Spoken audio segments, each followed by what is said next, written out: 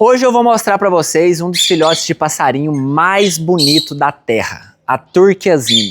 Turma, olha que coisa linda.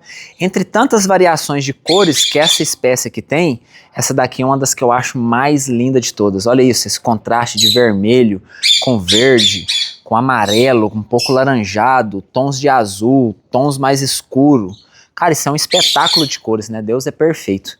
Essa ave aqui é da família das Neophemas, ou seja, são aves extremamente mansas e sociáveis. Não vocalizam muito, são aves que são bem silenciosas e linda demais. Olha isso aqui, ó. Deixa aqui pra mim nos comentários se você já tinha visto um periquitinho, um passarinho tão lindo quanto essa daqui, ó. Essa é maravilhosa, né? Essa é a Turquesini. Quer saber onde adquirir? Segue a gente aí, vem pro nosso bando.